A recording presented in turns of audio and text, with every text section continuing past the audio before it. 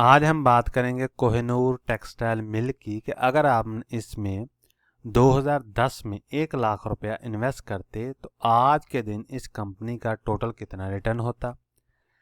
ये कंपनी हमें हर साल कितना डिविडेंड देती, टोटल एनुअलाइज रिटर्न कितना बनता हमारा, डॉलर में कितना रिटर्न बनता, हमारा टैक्स कितना कटता।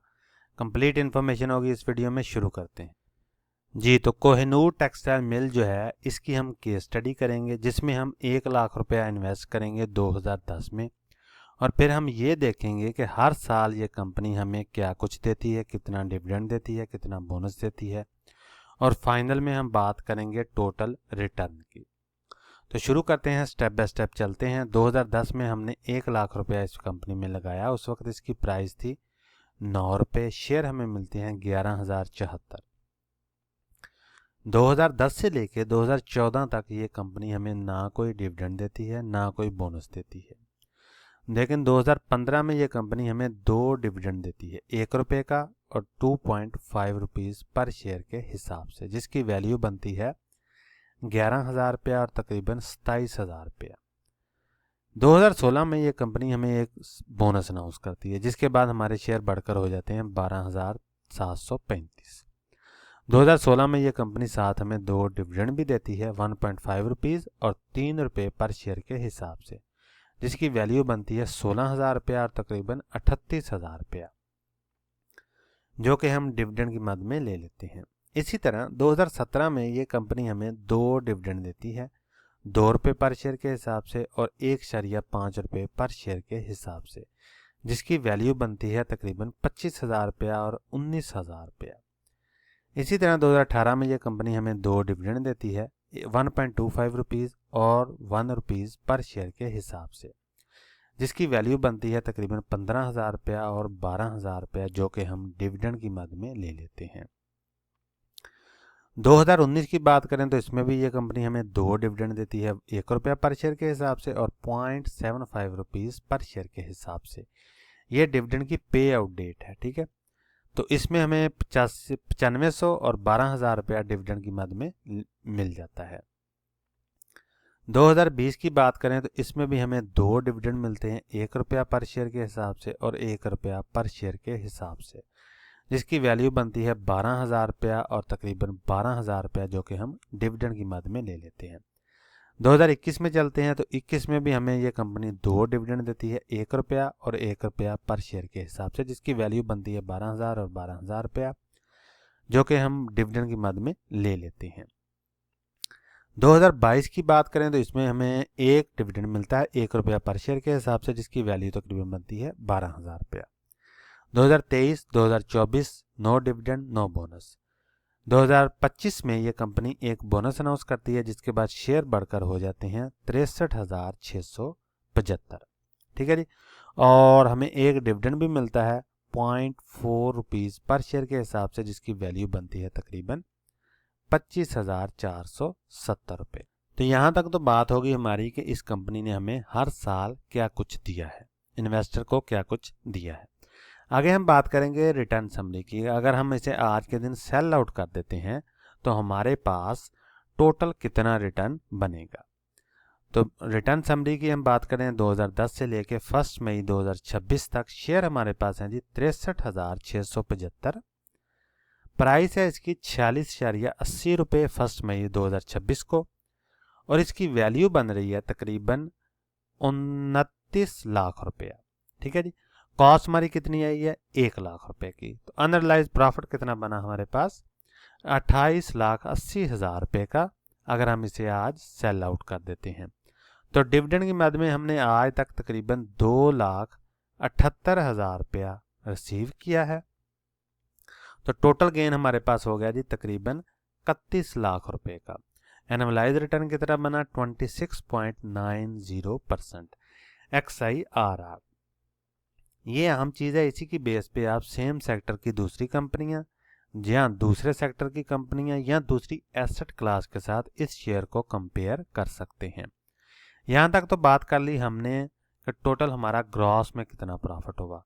तो अभी हमने टैक्स भी देना है डिविडेंड पे भी और कैपिटल गेन पे भी। तो दोनों पे जब हम टैक्स देंगे तो फिर हम देखेंगे कि हमारे पास टोटल जो एक्चुअल अमाउंट नेट में आती है वो कितनी है। तो डिविडेंड हमने ले लिया 2,78,000 रुपया, इस पे हमने टैक्स दिया 15% के हिसाब से 41,000 रुपया बनता है तकरीबन, और आफ्टर टैक्स हमारे पास अमाउंट बनती है 2,36,000 रुपया। तो कैपिटल गेन अगर हम इसे आज सेल कर देते हैं तो तकरीबन 28 लाख का हमारा प्रॉफिट होगा। ठीक है, तो इस पे भी हमने टैक्स दिया है 15% के हिसाब से, जो कि बनता है तकरीबन 4,32,000 रुपया, और आफ्टर टैक्स हमारे पास अमाउंट बनती है 24,48,000 रुपया, जो कि हम नेट में गेन करेंगे। ठीक है जी, नेट में गेन हमारा होगा प्रॉफिट की शक्ल में। तो टोटल हमारा ग्रॉस में आएगा 31 लाख का प्रॉफिट, और टैक्स हमारे पास कटा जो 4,73,000 रुपये का, आफ्टर टैक्स हमारे पास अमाउंट बनती है तकरीबन 26 लाख की। यहाँ आपने एक बात जहन में रखनी है कि यहाँ मैंने सीडीसी की फीस, एनसीसीपीएल की फीस, ब्रोकर का कमीशन और कोई भी थोड़ा बहुत टैक्स हो वो ऐड नहीं किया। वो थोड़ी बहुत अमाउंट बनती है और ज़्यादा नहीं बनती। और दूसरे नंबर पे ये जो कैपिटल गेन है ये लॉन्ग टर्म में ज़ीरो भी हो सकता है, डिपेंड करता है आपने शेयर को कब बाय किया और उस साल एफबीआर की क्या पॉलिसी थी। यूजुअली लॉन्ग टर्म में एफबीआर की पॉलिसी होती है कि टैक्स जो है ज़ीरो हो जाता है कैपिटल गेन पे।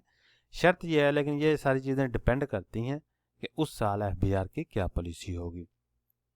लेकिन हमने अज्यूम किया कि 15% ही है, तो नेट में हमारे पास इतना आएगा। सपोज अगर हम 15% टैक्स देते हैं, अगर ये ज़ीरो हो जाए तो ऑफ कोर्स आपका जो रिटर्न है वो टोटल बढ़ जाएगा।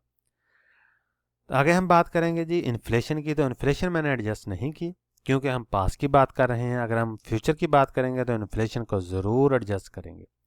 तो यहाँ तक तो बात होगी पीकेआर की। तो आगे कुछ लोगों की रिक्वेस्ट थी कि डॉलर में भी रिटर्न का हमें बताएं। तो डॉलर में शेयर्स हमारे पास इतने आ गए हैं जी, 63,675। प्राइस है इसकी पीकेआर में 46 रुपये। तो डॉलर में इसकी जो वैल्यू बन रही है वो $10,695 बन रही है। तो कॉस्ट कितनी है ये 1184, क्योंकि हमने 2010 में 1 लाख रुपया इन्वेस्ट किया। तो 1 लाख रुपया 2010 में जो उसकी डॉलर की वैल्यू थी वो $1184 के बराबर थी। तो हमारा जो अनरियलाइज प्रॉफिट आया वो $9510 आया कैपिटल गेन यानी। और डिविडेंड की मद में हमें 2179 जो है वो डॉलर की शक्ल में डिविडेंड मिला। ये डिविडेंड हमें कैसे मैंने कैलकुलेट किया है, हर साल हमें जो भी डिविडेंड मिला उसको हमने कन्वर्ट कर लिया डॉलर में, उस साल जो भी डॉलर की वैल्यू थी, और उसको हमने जमा कर लिया। तो टोटल हमारे पास जो डॉलर में डिविडेंड है वो इतना आ गया। ठीक है जी। और इसी तरह डॉलर में जो टोटल गेन हमारे पास आया वो डिविडेंड प्लस अनरियलाइज प्रॉफिट, तो 11,690 तकरीबन डॉलर की शक्ल में गेन मिला हमें। तो एनुअलाइज रिटर्न जो डॉलर टर्म में बना वो 19.0% बना है। ठीक है जी। पीकेआर में बना 26.90% और डॉलर में हमारा बना 19.0%। तो ये केस स्टडी करने का जो बेसिक पर्पस होता है ये यही होता है कि पास में हमें ये पता चल सके कि इस कंपनी में अगर हमने पैसा लगाया होता लमसम, तो आज के दिन हमारे पास उस पैसे की क्या वैल्यू होती। यानी 1 लाख रुपया हमने लगाया है, आज के दिन उसकी वैल्यू 31 लाख रुपया बन चुका है हमारा। यानी कुछ पैसा हमने डिविडेंड की मद में ले लिया, बाकी अगर हम इसे सेल आउट करते हैं तो आज के दिन उस पैसे की वैल्यू 31 लाख हो चुकी है। ठीक है, अगर हम इसे आज सेल आउट कर देते हैं तो इतना प्रॉफिट हमें टोटल जो है हमने कमा लिया होता है इस कंपनी से।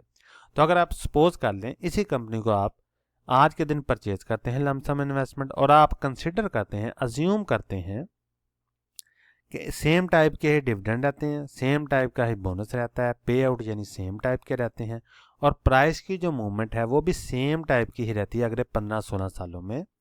तो ये कंपनी को हमें, इस कंपनी से हमें तवक्को करनी चाहिए कि ये सेम टाइप के भी रिजल्ट जो है हमें मिलेंगे।